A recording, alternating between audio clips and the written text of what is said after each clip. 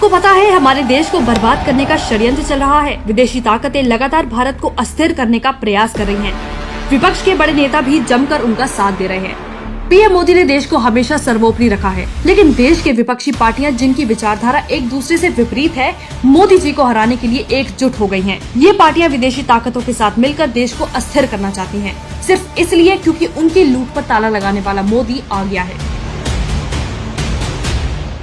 तो देख लीजिए, ये है वो लोग जो मोदी को हराना चाहते हैं। आतंकवादियों की लॉबी। देश की सरहदों को मजबूत बनाना हो या नोटबंदी करके आतंकियों की कमर तोड़नी हो या ऑपरेशन क्लीन अप चलाना हो, 5 साल में 960 आतंकियों को मार गिराना।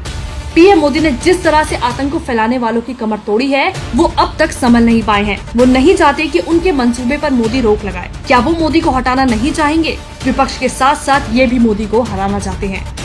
Drugs lobby.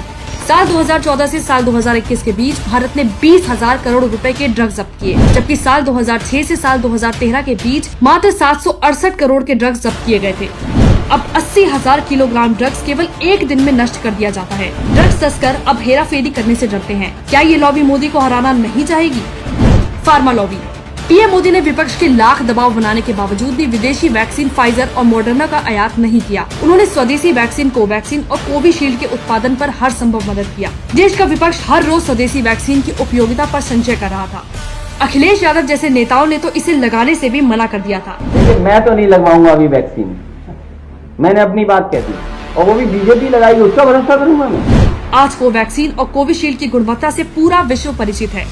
पीएम मोदी ने ऐसा करके फाइजर और मॉडर्ना जैसी फार्मा कंपनियों की भारत से लाखों करोड़ कमाने की उम्मीदों पर पानी फेर दिया। इसलिए फार्मा लॉबी मोदी को हराना चाहती है। Oil lobby. रशिया यूक्रेन युद्ध के चलते रशिया ने भारत को सस्ता तेल ऑफर किया, जो भारत ने बड़ी मात्रा में खरीदा और महंगाई पर लगाम लगाई। कई मध्य पूर्वी देशों के महंगे तेल को नकार हमने देश हित को सर्वोपरि रखा।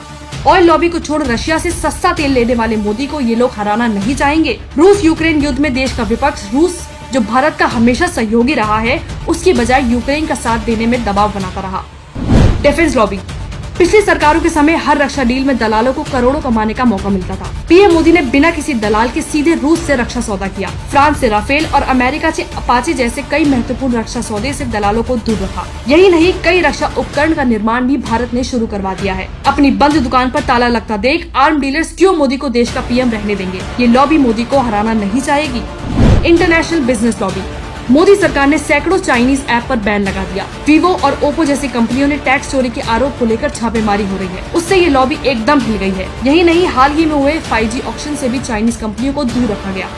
इसलिए ये लॉबी मोदी को हराना चाहती है। लेकिन पीएम मोदी का एक जवाब इन सब विरोधियों की नींद उड़ाने के लिए काफी है।